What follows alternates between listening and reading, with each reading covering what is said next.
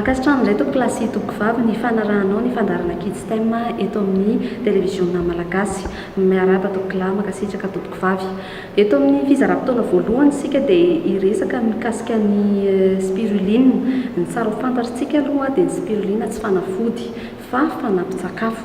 Na izany aza nefany dia mila fatrany ny fihinanana azy ireny, izany hoe mila manantona mpitsabo mialohan'ny ihinanana spiruline.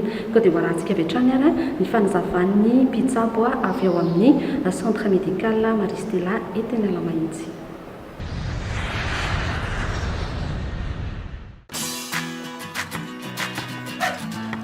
Je préfère le jaune. Pour moi, le marron. Eh les gars, pourquoi en choisir un quand on peut en avoir deux? Le jaune, c'est la vanille, et le marron, le chocolat. Waouh! Twin! La nouvelle gaufrette double crème à 2 saveurs différentes. Légère et croustillante, aux différents parfums. Moi, je veux une gaufrette à la vanille. Moi, c'est fraise. Pourquoi choisir un quand on peut en avoir deux? Ouais! Twin, la gaufrette nouvelle génération. Mahita vokatra tsara izay amin'ny fampiasana ny atao hoe spiruline noho ny fananany valeur biologique avo dia avo.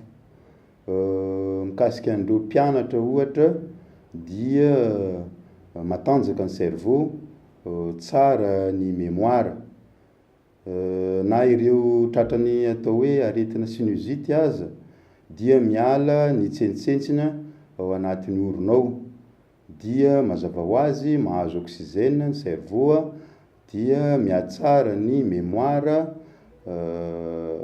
Mahita vokatra tsara zany amin'ny fanadinana, ao ny mahazo mention très bien, ao ny mahazo mention bien. Tsara zany ny hita zany amin'ilay mampiasa spiruline. Ny spiruline moa zany classé anatiny atao hoe complément alimentaire, nefa manana vertu thérapeutique marobe zany ny spiruline. Noho ny ireo éléments nutritifs be dia be ananan'ireo ohatra zao ny protéine, dia manana protéine tsara be izy ireo phycocyanine ireo dia hitatsika ihany koa fa ny phycocyanine dia manatsara ny fikorinan'ny rà, zany hoe anti-agrégant très puissant zany ny spiruline, dia tsara ny fampiasana azy amin'ireny amin'ny fikorinan'ny rà zany. Ny spiruline zany mpandinika eran-tany nahitan'izy io nahita zay zavatra mahasoa reny ary tsy mbola misy atreto aloha zavatra naturel mahasolo an'izy io. Eto amintsika zany efa misy hôpitaly ray ngeza be zay ary mafaly satria manomboka resy lahatra atsika amin'ny fampiasana ny spiruline. Zareo mampiasa ny spiruline amin'ny plaie opératoire, zany hoe fery vokatry ny fandidina. Hitatsika amin'izany fa manomboka resy lahatra zany atsika eto Madagasikara zany amin'ny fampiasana ny io spiruline io. Afaka mihinana daholo zany amin'ny ankapobeny, na dia ny ankizy zany na ny olon-dehibe. Tsy dia hita loatra zany hoe voka-dratsy azo avy amin'ny spiruline, fa nohon izy manana élément be dia be hoe élément nutritif be dia be ireo, misy fatrany ihany zany ilain'ny vatantsika olombelona zany amin'ireo élément reo. Ka izay no tsara anatonana ny dokotera zay efa manana trakefa atao hoe expérience amin'ny fampiasana ny spiruline. Tatsika fa ny surcharge moa tsy dia tsara loatra koa amin'ny vatana, fa mila ihany fijerena le toe-pahasalamana le olo manokana ahafahana mametra ny fatrany na ny fe-potoana ampiasana azy. Fa afaka mihinana daholo amin'ny ankapobeny ny olona rehetra, vitsy dia vitsy le olo tsy mahazaka ny spiruline arakaraka ny toe-batany.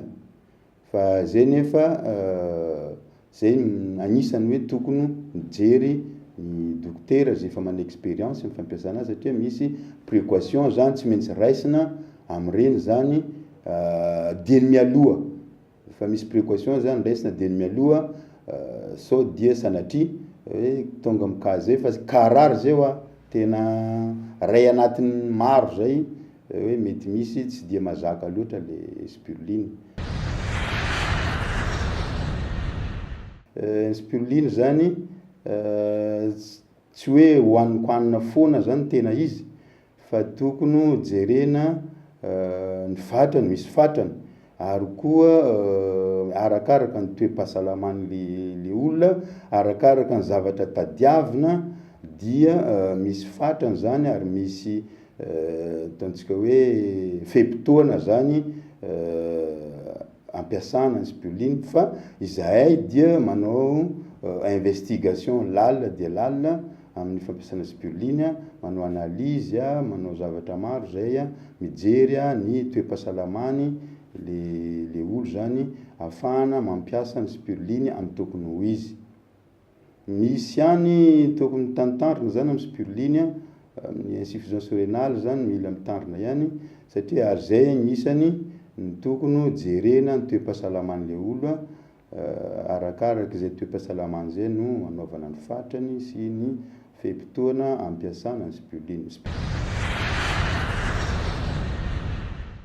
Ho an'ny tapany faharoa indray isika dia resaka mikasika ny fanaovan'ny zanatsika ao an-trano sipa zany ho an'ireo izay manan-janaka manao sipa zany. Misy ny torohevitra omen'ny mpanabe antsika androany tsy voatery be desina foana akory ny ankizy raha manao sipa satria lalana tsy maintsy diavana zany fa zavatra tsara sy tokony ho tari-dalana mikasika an'izay no atorontsika ray aman-dreny.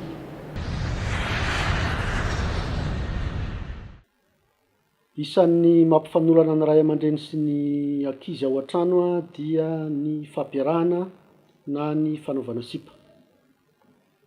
Amin'izao fotoana izao lasa lohabe ny ankizy ka na ankizy any amin'ny kilasy mbola ambany dia efa miresaka fampiarahana na fananana sipa. Mipetraka ny fanontaniana hoe havelasika ray aman-dreny hampiaraka ve ny zanasika, na hoela na ho aingana sy maintsy hanapa-kevitra mikasika izany ny zanasika. Izao no lazain'ny ankizy lahy iray raha nanontaniana. Besaka ankizy vavy be any ampianaranay ka tsy mila mitady ankizy vavy fiarahana akory aho. Ry zareo indray mantsy ny tonga dia manatona ahy ka izaho indray aza no sahirana. Sarotra ny mandà satria mahanja be ny sasany. Adidin'ny ray aman-dreny ny miresaka amin'ny zanany momba ny fiarahana amin'ny ankizy lahy na ny ankizy vavy. Misy amin'izy ireny tena hita hoe miady saina mikasika an'io. Anontaniho azy ny olana hatrehany any ampianarana ohatra ary aporisio izy hilaza ny heviny. Heno isara koa nefa izay mba lazainy. Aza taitra raha milaza ny zanakao fa misy ankizy tiany. Raha nanontaniana ny ankizy vavy iray dia izao no lazainy hoe tezitra be dadanay rehefa nahafantatra hoe nanana sipa. Nampitahotra ahy izy hoe ajanoko ny fianaranao raha nambady ny tianao.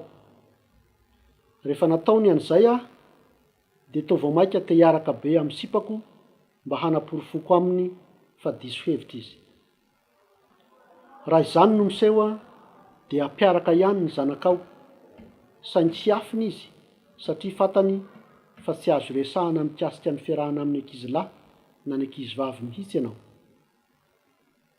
Nisy ankizy vavy anankiray ihany koa nanontaniana dia izao no lazainy hoe rehefa tonga dia tezitra be i dada sy mamanay dia vao maika aho te hanafina ka mangalatra miaraka amin'ny sipako ihany. Ny mety dia ny fampiresahana amin'ny zanakao ihany. Hoy ny ankizy anankiray nanontaniana.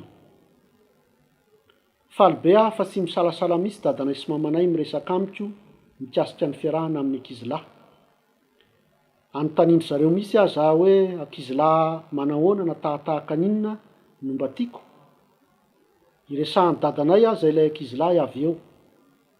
Raha misy zavatra tsy azokazony zareo na mampanahy an zareo dia resahany amiko.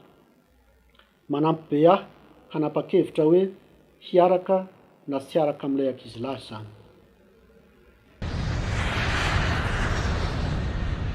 Tonga dia hoarantsika avy hatrany ao aorianan'ny fampianaran-teny japonais ny origami.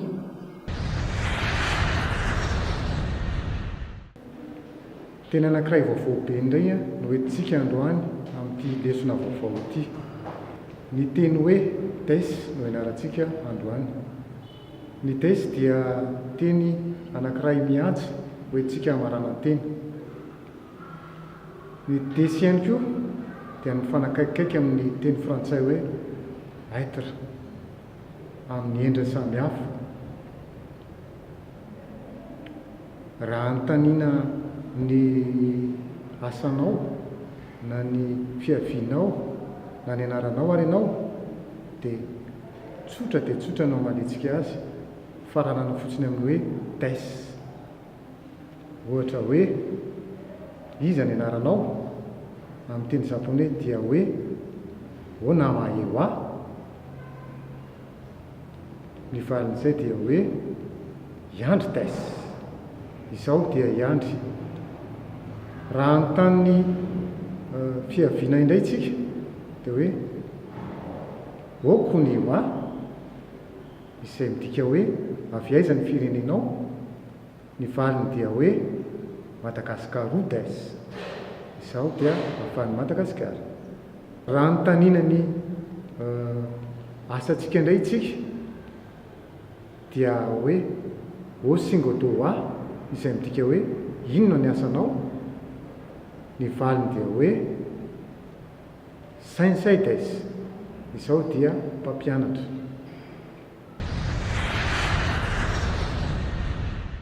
Ho fampiarana izay rehetrarehetra nataontsika rehetra izay ary dia ndeto misy volambolana vitsivitsy omena antsika.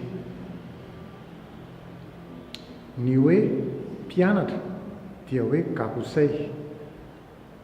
Ny hoe mpivarotra shonin. Ny hoe dokotera isa.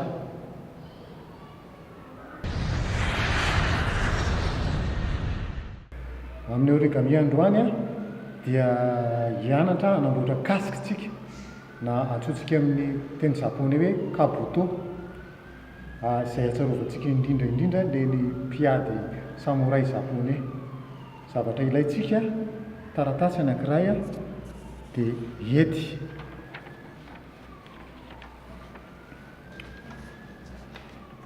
Ahaforontsika tahaka izao aloha ny taratasy dia hetezantsika.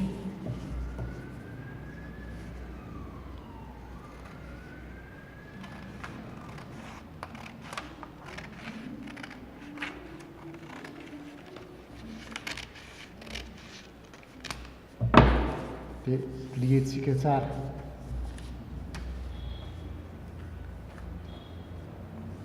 Dia lasitsika, lientsika makato indray.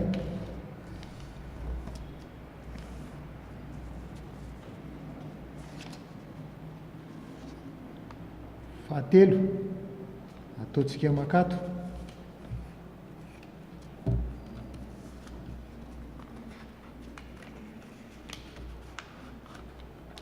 Rehefa vita izay, ampakaritsika.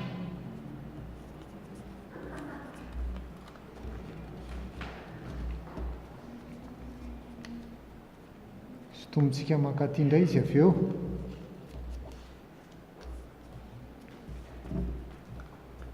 Rehefa vita izay dia aforontsika ato.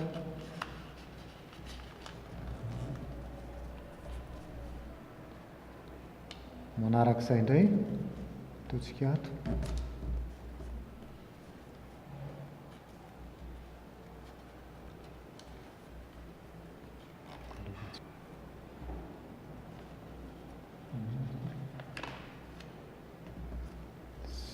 Zay.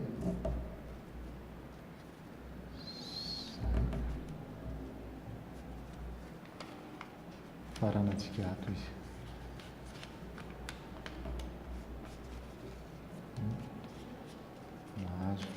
sarotsy.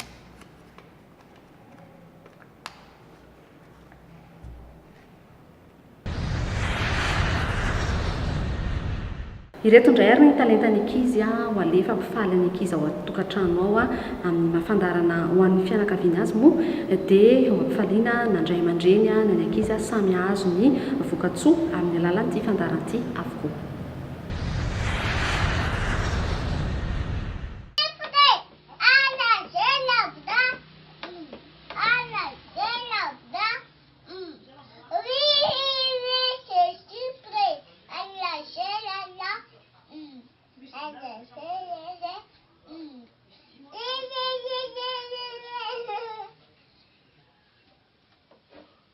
Bonne fête, maman. Je place, s'il te plaît. C'est mes âges, ça d'affaires. C'est mes vœux pour notre main. Bonne fête, maman. Quel le cas? Papa? Qui est cyclone? C'est moi dans tes bras. Je t'aime, papa, je t'aime tant. Jour de la semaine, lundi, mardi, mercredi, jeudi, vendredi et samedi et dimanche. Les 12 mois de la naissance. Le 12 mois de la naissance.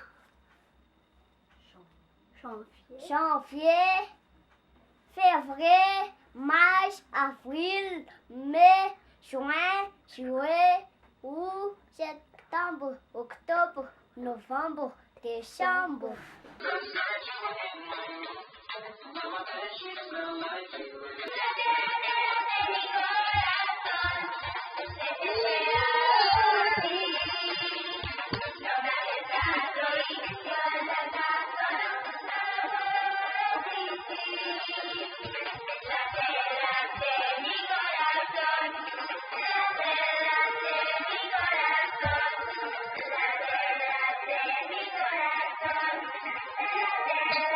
Pomme de terre, pomme d'api, tapi, tapi rouge.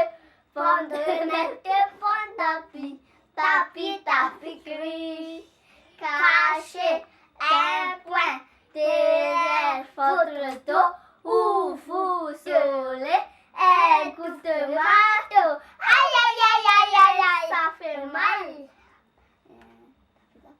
Tape, tape, petite main. Tourne, tourne, joli moulin. Nage, nage, petit poisson. Volez, volez, volez, joli papillon. Oh maman, ma vie, c'est toi. Reste trop près de moi. Je t'aime tant, maman. Maman, maman, ma vie, c'est toi. Reste trop près de moi. Je t'aime tant, maman. Mignonne Dieu, non nous fait le coup. Hazaïla, Ozana, Tifu Kutiana. Maman, maman, ma vie, c'est toi. Laisse-te t'oublier de moi. Je t'aime tant, maman. Maman. Maman, bonne fête. Bonne fête. C'est un petit poème pour te dire je t'aime. Je t'aime aussi. Bravo. L'avion au fond du ciel clair se promène dans les étoiles. Deux compacts à voile vont sur la mer. Les oiseaux endorment de ses ailes, mais les enfants le trouvent beau. Ce concert volant, sans ficelle qui va si haut. dia tapitra reto indray teo kilasy toboko vavy ny fandarana inona fa dia nisy ny soa azo ndraisina tao anatin'izay fotoana ny arahantsika izay amin'ny herin'ireo izao dia mbola mampanantena zavatra vaovao indray saorana ekipa teknika rehetra nanatotosa ity fandarana ity na ahafahanao mijery izany tany tokantrano mimetraka mandram-peona ho amin'ny manaraka